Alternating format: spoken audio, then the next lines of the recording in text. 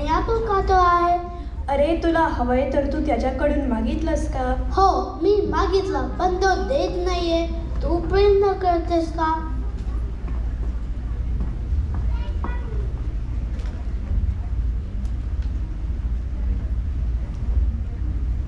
अरे हे झाड खूपच उंच आहे, आता काय करायचं? हाय, तुम्ही ॲपल काढत आहात का? हा पहा, माझ्याकडे स्लिंगशॉट आहे. मी प्रयत्न करते. आपण कृष्णाची युक्ती वापरायची का? ताई आणली म्हणजे ह्युमन पिरामिड करायचंय का? अगदी बरोबर. चला आपण आपल्या मित्रांना बोलवूयात. कृष्णा, ओम, या लवकर. हॅलो फ्रेंड्स, काय सुंदर ॲपल आहे त्या झाडाला. पण झाड तर उंच आहे ना? हो ना, झाड उंच आहे. किती मजा येईल तर आपल्याला ते ॲपल खायला मिळाले तर. हो, आपल्याला कृष्णा आणि त्याच्या मित्रांसारखं एकत्र जमून हे ॲपल काढायचे आहेत आणि खायचे आहेत. ह्युमन पिरॅमिड बनवून आपण हे ॲपल काढूयात. अरे हो, आपण ह्युमन पिरॅमिड बनवायची आहे कृष्णा आणि त्याच्या मित्रांसारखी. अरे वा, ही तर छान कल्पना आहे. म्हणजे आपल्या सर्वांना ॲपल मिळतील. मजा पण येईल खूप. अलोरा, मला शिक्षा देतेस का? हो, चला. मला ॲपल कधी मिळत आहे असं झालंय. यम्मी. सॉरी विवेक, मी तुला हेल्प केली नाही, पण मलाही आवडेल दहीहंडी खायला. इट्स ओके रायन, तू आमचा मित्र आहेस. चला आपण दहीहंडी बनवूया. इट्स ओके रायन. ओके रायन.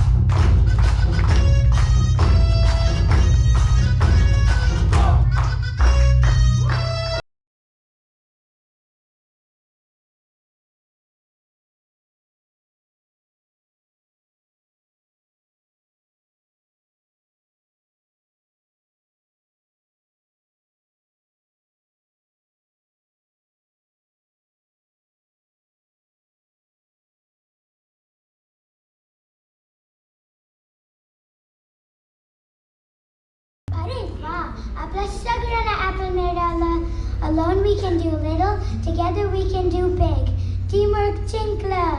Good job everyone. Good job everyone. आपली दहीहंडी मस्तच जमली. कृष्णाची युक्ती फार चांगली आहे.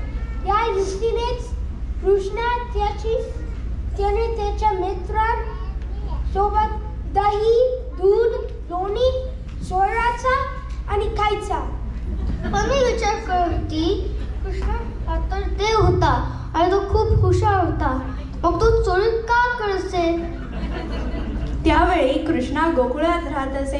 गोकुळातील गोपिका सर्व दूध, दही, लोणी, तूप मथुरेच्या बाजारात विकत असे. त्यामुळे गोकुळात दही दूध फार कमी राहत असे. मला माहीत आहे, मथुरेला कृष्णाचा मामा कृष्णकांत राहत असे.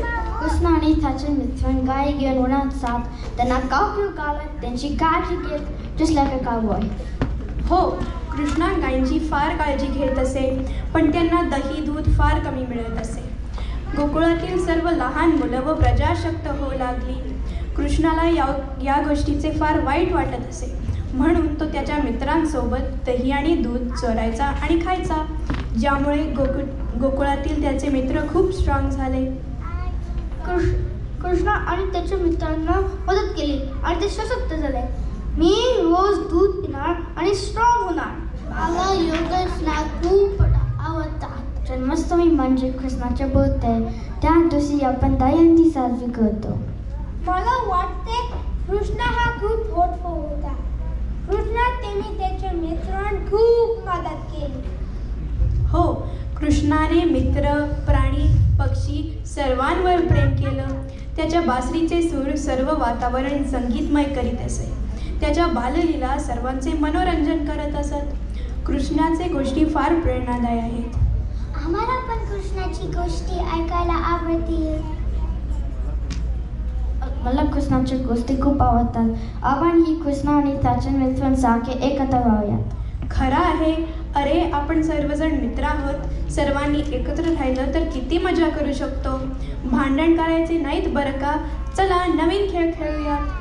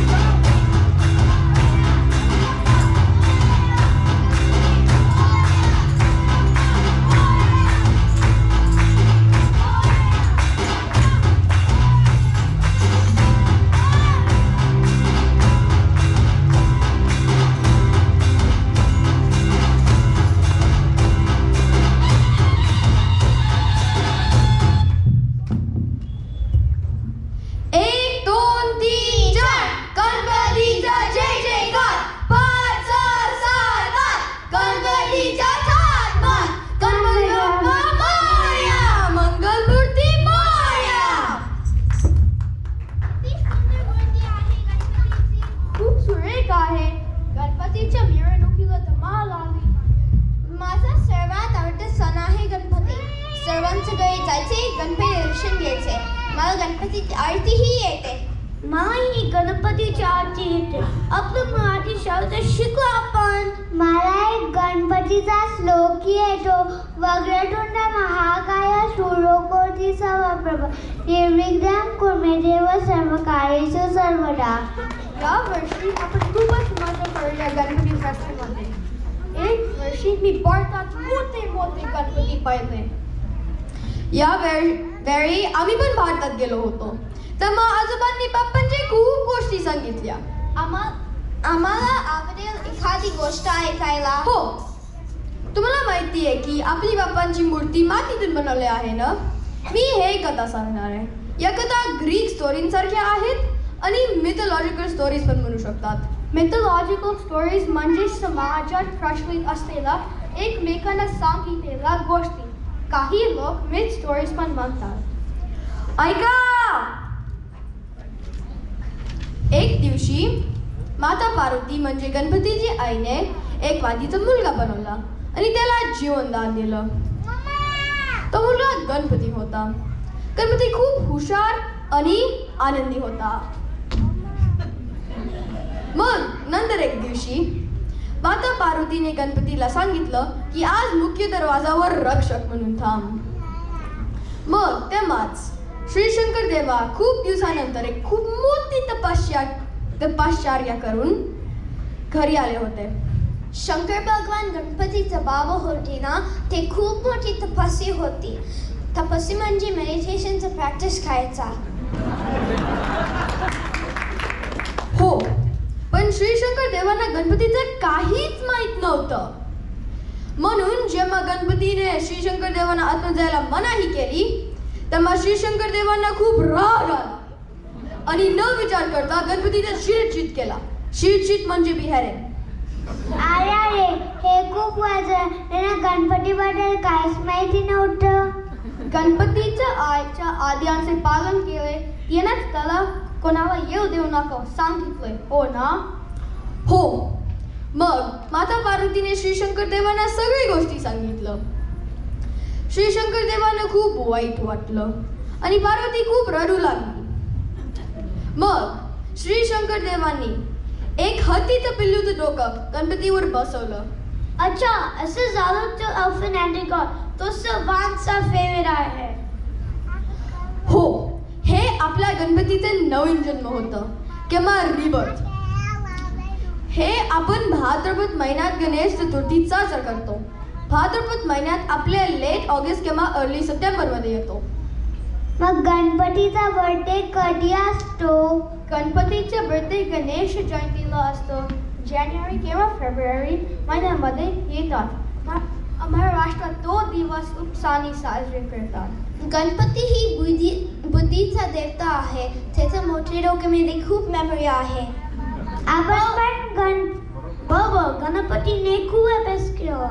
त्यानं सर्व कला आणि विद्या शिकून घेतला. आपण पण गणपतीसाठी खूप शिकून हुशार होऊयात.